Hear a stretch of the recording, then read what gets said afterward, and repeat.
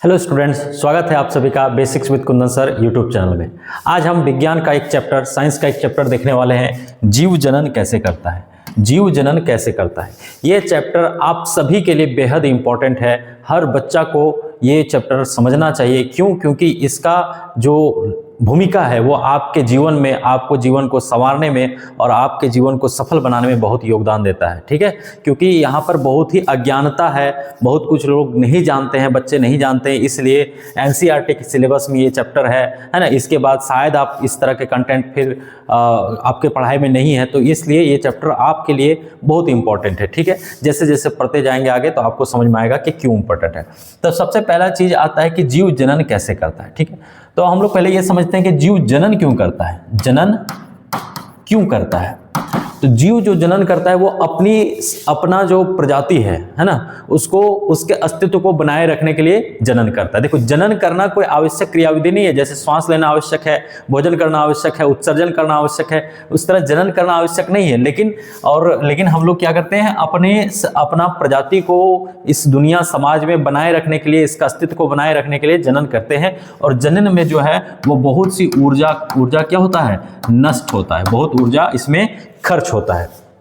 ठीक है, अब ये जो है जनन जो है उससे क्या होता है कि संतति यानी कि संतान की उत्पत्ति होता है। संतान की उत्पत्ति होता है। ठीक है, तो अब हम देखते हैं आगे।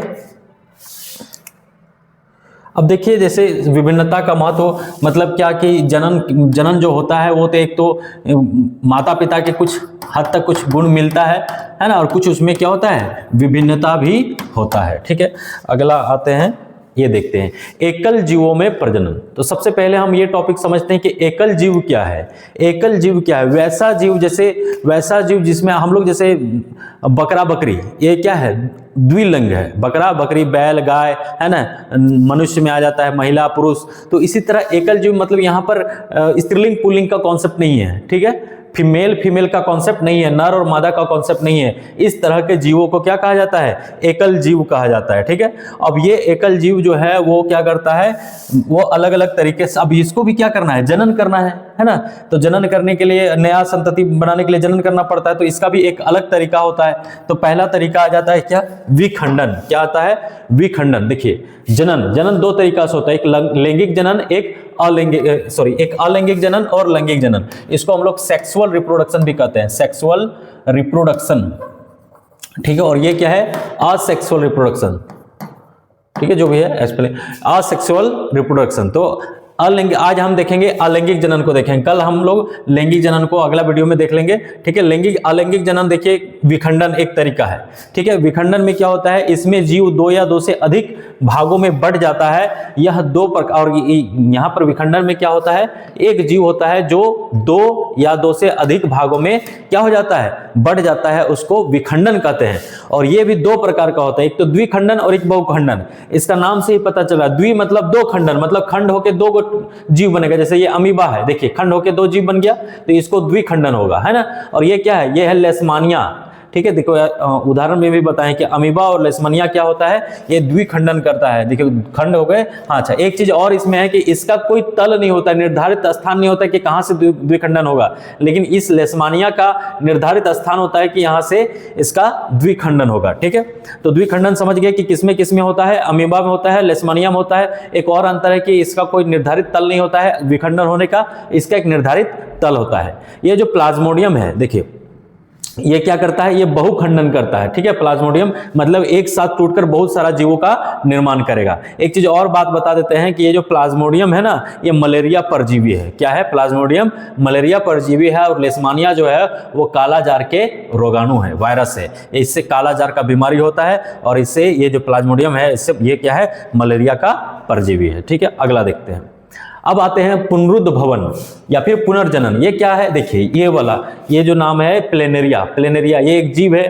किसी कारण से ये छत विछत हो जाता है, टूट जाता है। तो देखिए मुंडी अलग हुआ है, देखिए पूछी अपने आप से बन जाता है। बीच वाला है तो आगे पीछे अपने आप से बन जाता है। नीचे वाला है तो ऊपर वाला अपने आप से बन जाता है। तो एक जीव से तीन जीव बन जाता है। ठीक है, तो ये भी एक तरह का जनन ही हुआ, है ना। जब जीव अपने कायिक भाग, काया मतलब शरीर, कायिक भाग से टूटकर एक नए जीव बन जाता है, उसको पुनर्जनन कहते हैं। ठीक है, तो ये भी याद रखिएगा, पुनर्जनन या पुनरुद्भवन किसमें होता है? प्लेनेरियम होता है। अब अगला जो आ जाता है अलैंगिक जनन का एक प्रकार, वो है मुकुलन। ये हाइड्रा है, ठीक है। हाइड्रा जो है वो हाइड्रा क्या करता है? लगातार कोशिका विभाजन करते रहता है। तो जब लगातार कोशिका बनते रहेगा और इसका एक फिक्स्ड साइज है, तो कहीं ना कहीं तो कोशिका बाहर निकलेगा। तो ये देखिए छोटा सा मुकुल बाहर निकला और यही मुकुल धीरे धीरे बड़ा होते जाएगा और एक कट जाएगा और एक नया जीव बन जाएगा। तो ये मुकुलन हो गया। तो हम लोग याद कर लिए कि हाइड्रा में क्या होता है? मुकुलन होता है। प्लेनेरियम क्या होता है?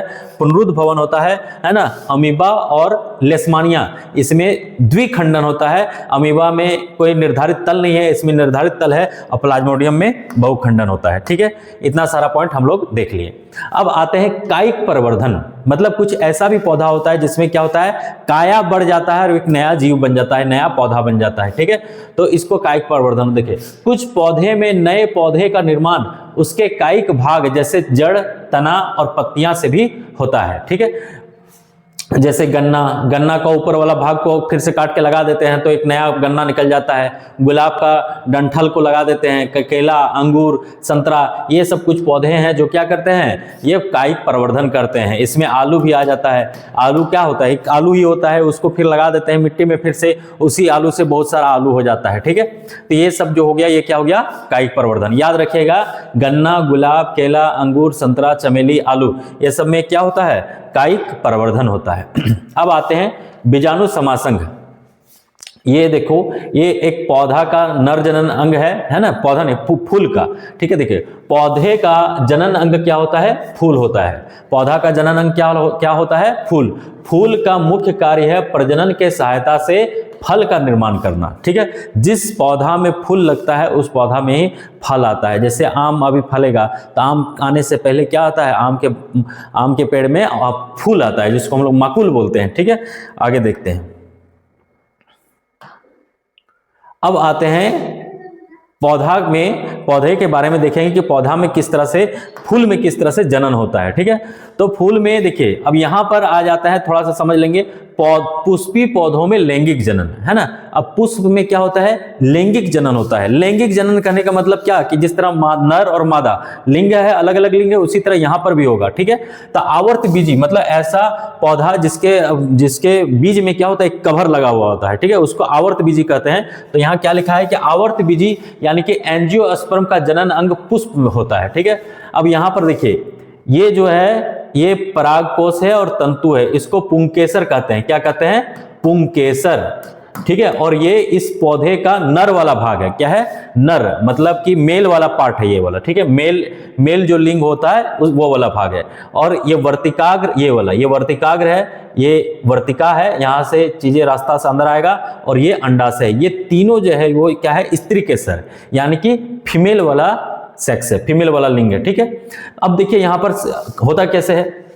अच्छा, कुछ पॉइंट लिखे हैं वो जान लीजिए कि एक जनन कोशिका अपेक्षाकृत बड़ी होती है एवं उसमें भोजन का भंडार संचित होता है, उसे मादा युग्मक कहते हैं, है ना।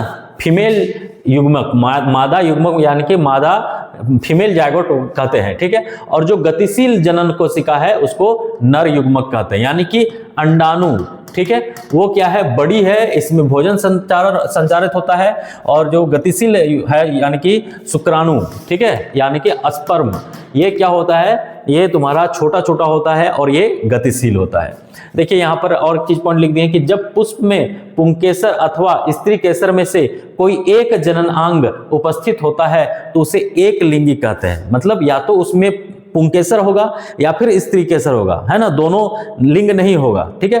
तो उसको हम लोग क्या कहेंगे? उसको हम लोग एक लिंगी कहेंगे। जैसे ये याद रखिएगा, 1 नंबर या क्वेश्चन पूछेगा, पपीता और तरबूज, ये कैसा है? एक लिंगी पुष्प है या फिर पौधा है। कैसा है? पपीता और तरबूज एक लिंगी पौधा है। जब पुष्प में पुंकेसर तथा स्त्री केसर दोनों उपस्थित होते हैं तो उसे उभयलिंगी पुष्प कहते हैं, जैसे गुड़हल और सरसों, ठीक है। अब यहां पर हम लोग समझते हैं कि पौधा में किस तरह से जनन होता है, लैंगिक जनन होता है। पौधा में किस तरह से लैंगिक जनन होता है वो समझते हैं। ये देखिए, ये है आपका परागकण। यहाँ पर ये परागकोश में क्या होता है? परागकण। जिस तरह पुरुष में या फिर नर में क्या होता है? शुक्राणु होता है, इसी तरह पौधा में क्या, फूल में क्या होता है? परागकण होता है। अब ये जो परागकण है वो किसी तरह से इसके वर्तिकाग्र में आ जाएगा। या तो देखिए, अगर एक चीज और पॉइंट है कि इस पुष्प का परागकण इसी के वर्तिकाग्र में आता है तो इसको हम स्वपरागन कहते हैं। क्या कहते हैं? स्वपरागन कहते हैं। अगर ये परागकण किसी दूसरे फूल के परागकोश में चला जाता है, वर्तिकाग्र में चला जाता है, तो उसको पर परागण कहते हैं। ठीक है। अब ये मान लीजिए यहाँ से यहाँ उठ के गया, अब यहाँ से एक नली है, यहाँ से यहाँ अंडाणु में आ जाता है, अंडाशय में आ जाता है, और फिर यहाँ पर वो धीरे धीरे परिपक्व हो जाता है और एक बीज का निर्माण करता है। ठीक है, बीज का बनता है। उसके बाद फिर से देखिए परागकण यहाँ आया है ना, देखिए कोई भी अभी यहाँ पर दिए थे, जैसे ये परागकण है ना, ये वर्तिकाग्र में आया और एक नली से होते हुए अंडाशय में जाएगा और धीरे धीरे धीरे धीरे ये क्या करेगा? डेवलप करेगा और एक बीज बन जाएगा। और यही बीज फिर बाद में क्या होगा? अंकुरन करेगा और एक नया पौधा को जन्म देगा। अब जो हमारा अगला टॉपिक होने वाला है, जो अगला वीडियो आने वाला है, वो मानव में लैंगिक जनन पर आने वाला है। ठीक है, आज हम इतना ही कर लेंगे। उसके बाद अगला वीडियो हमारा मानव लैंगिक जनन में होगा, जिसमें हम लोग ये सारी चीजें देखने वाले हैं। नर जनन तंत्र को देखने वाले हैं, मादा जनन तंत्र को देखने वाले हैं। ठीक है, ये सब बहुत अच्छे से समझेंगे। उसके बाद हम लोग जनन में स्वास्थ्य देखने वाले हैं, क्या होता है जब अंड का निषेचन नहीं होता है, महिला शरीर में जब अंड का निषेचन नहीं होता है तो क्या होता है, ये सब चीज़ें हम लोग डिटेल से समझेंगे। ठीक है, तो कैसा लगा आपको ये वीडियो? अच्छा लगा तो अपने दोस्तों को शेयर करें। बहुत सारा 1 नंबरिया क्वेश्चन आपके एग्जाम में डायरेक्ट यहाँ से भिड़ जाएगा। ठीक है ना। और जानकारी के लिए और अगला वीडियो और भी इससे ज़्यादा इंपॉर्टेंट रहने वाला है, तो उस वीडियो को भी जरूर देखिएगा। ठीक है, धन्यवाद।